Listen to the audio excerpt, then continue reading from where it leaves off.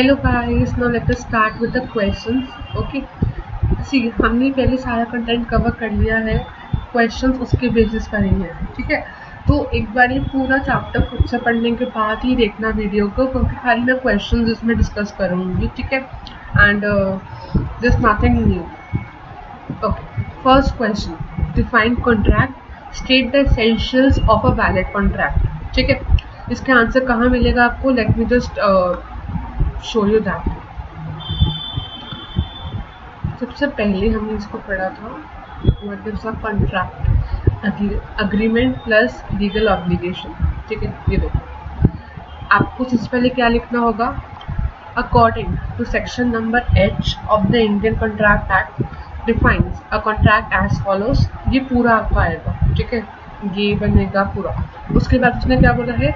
Essentials of a valid contract, section number 10। ये देखो, section number 10 lays down the essentials of a valid contract, ये सब आएंगे। अब देखो गाइस, इट डिपेंड्स क्वेश्चन कितने मार्क्स का आता है, ठीक है। पैटर्न चेंज हुआ है ओबी के बाद से भी, तो आपको अगर 15 मार्क्स का आता है, लेट्स सपोज, आपको इन सबको एक्सप्लेन करना पड़ेगा ब्रीफली, ठीक है। एंड अगर आपको यही आता है क्या करना लिखना, फ्लो चार्ट बना देना बेसिकली, ठीक है। Flow chart banana is also important, उसके एक्स्ट्रा मार्क्स मिलते हैं, ठीक है। तो फ्लो चार्ट्स बना देना और डेफिनेशन के अंदर बॉक्सेस में बना देना उसको, तो इस तरह के एक्स्ट्रा पॉइंट्स मिलते हैं, ठीक है। तो do consider these pointers also. Okay, first question is clear. Now next, all contracts are agreements, but all agreements are not contracts. मैंने आपको पहले ही कहा था, ये पढ़ाते टाइम कि ये बहुत इंपॉर्टेंट है, इसमें से क्वेश्चन हमेशा बनते ही बनते हैं, ठीक है। ये हमने कहाँ पे पढ़ा था? Let us just find that. ये रखा, ठीक है। All contracts are agreements, but all agreements are not contracts, ठीक है। कैसे देखो, इसमें चाहे आपको कंटेंट आखिर में इतना सा कंक्लूजन मिला हुआ है, लेकिन you need to elaborate it, ठीक है। उसको करना मत भूलना, आपको समझ में आ गया, you just need to elaborate and I guess you all can do that very well. Okay, next question, third, difference between void and avoidable, void and illegal. See guys, ये सब ना इसमें से, ये बोला प्रीवियस ईयर है, ये already आ चुका है पहले DU में ही, एंड बीकॉम ऑनर्स दोनों के अंदर आ चुका है, इसलिए खाली बीकॉम में आ चुका है, ठीक है। मतलब इसके चांसेस ज़्यादा है, ठीक है। तो ध्यान से इनको समझना, डिफरेंस आपको पता ही है, ऐसे ही लिखना है डिफरेंस को बेसिस पॉइंट्स करके। Okay, now next, state with reasons whether the following statements are true or false. Law of contract is not the whole of obligation, not the whole of agreements. True. Law of contract is not the whole of obligations. True. ठीक है, ये कहाँ पे मिलेगा आपको? Let me just show you that also. Guys, मैं आपको सारे बता, ताकि आपको ना कोई दिक्कत ना हो समझने के लिए बाद में, ये मत बोलना कि इनको समझ में आया, कहाँ पे आंसर है, सब बता रही हूँ, ठीक है। Law of contract is not the whole of agreement, not it is the whole of obligations. अगर आपको चाहिए एक्सप्लेनेशन, रीजन नहीं आता लिखना आपको, तो इसको पढ़ लेना बस एक बार, ठीक है, समझ में आ जाएगा। Next, third, in commercial and business agreements the usual presumption is that the parties intend to create legal relations. Obviously हमने पहले पढ़ा था इस चीज़ को, इसको भी बता देते हो कहाँ पे है, ताकि कोई प्रॉब्लम ना हो किसी को भी, ठीक है। ये देखो, in the case of agreements regulating business transactions, the assumption is that parties intend to create legal relations. Okay, ये सब बहुत important है, ठीक है। Next, collateral transaction to a void agreement are also void. False. Collateral transactions to an illegal agreement are not void. False. क्या होता है?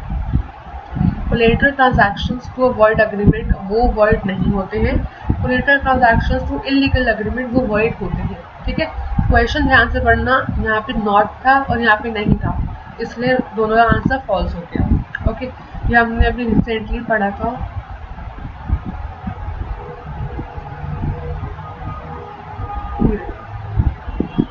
यहाँ पर भी होना चाहिए,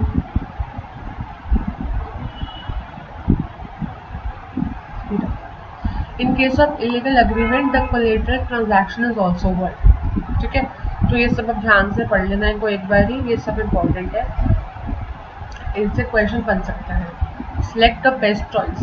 avoidable contract is one in which, मतलब क्या होता है कि वो इन्फोर्सिबल है एक पार्टी के against, can be enforced at the option of only one of the parties. Void agreement क्या होता है? वॉइड अब इनिशियो मतलब void from the very beginning. Okay, the law of contract is not the whole of agreement, nor is the whole of law of obligations. Critically examine giving suitable examples. Okay, guys मैंने बताया था कहाँ पे आपको ये वाला इसका answer, ये भी आ चुका है पहले, तो ध्यान से पढ़ना इसको, ठीक है, ध्यान से लिखना. एंड गाइस एक और चीज़, अगर आपको लगता है कि मैंने सही लिखा है या नहीं लिखा, डाउट है, you can also share me your answers. I try to find all the mistakes and will let you know. Okay, practical problems ये 3 है, let's just solve them also. A ने प्रॉमिस किया उसके सन के साथ to give him a pocket money of ₹1000 per month. ठीक है, तो क्या समझ में आता है यहाँ से कि ये क्या है? ये है social agreement. There is no intention of the parties to get into a legal relationship. After 2 months, A stops making the payment. Whether a legally enforceable contract is created, obviously not. ये क्या है? Social agreement है, ठीक है, and both the parties cannot enforce this agreement. Okay, next. A invites his friend B to see a picture with him on a particular day or a particular show at a cinema hall. A ने 2 tickets purchase कर ली for the show and waits for B at the cinema hall, but B does not turn up. B आया ही नहीं. इसमें क्या होगा? क्या वो sue कर सकता है? Obviously not. ये भी क्या है? Social agreement है. And the usual presumption in such agreements is that parties do not intend to create legal relations. Okay, I hope this is clear. Next point. Is there a contract in the following cases? X boards a DTC बस. Guys ये क्या है? Implied contract है. अगर आपने DTC की बस पे अगर आप चढ़े हो, that means you want to go somewhere, you are entering into a contract. इसका मतलब क्या होगा? ये क्या है? इम्प्लाइड कॉन्ट्रैक्ट है. ओके, इसलिए इसको मैं क्या गिवन है? आंसर है यस, ये एक कॉन्ट्रैक्ट है. एक्स ने इनवाइट किया है बी को टू सी अ मूवी. क्या ये कॉन्ट्रैक्ट है? गाइस क्वेश्चन पढ़ना ध्यान से, ठीक है. उसने पूछा है क्या ये कॉन्ट्रैक्ट है. कॉन्ट्रैक्ट में क्या होता है? Agreement plus legal obligation. ये क्या है? अग्रीमेंट तो मानते हैं इसको, क्या इसमें लीगल ऑब्लिगेशन है? Obviously not. ये क्या है? सोशल अग्रीमेंट्स है. तो इसलिए आंसर इज नो, क्योंकि उसने कॉन्ट्रैक्ट का पूछा है. ओके, ए ने प्रॉमिस किया बी को.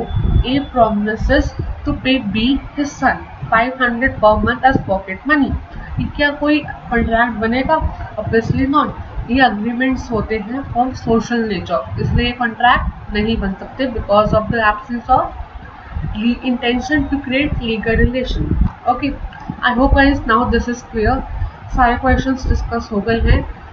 आपको अगर दिक्कत है लिखने के अंदर आंसर्स, एक बार लिख के मेरे को सेंड करना मेरी मेल आईडी पे. I will try to check it out. Okay, thank you guys for watching our video. See you in the next video. Till then, keep watching.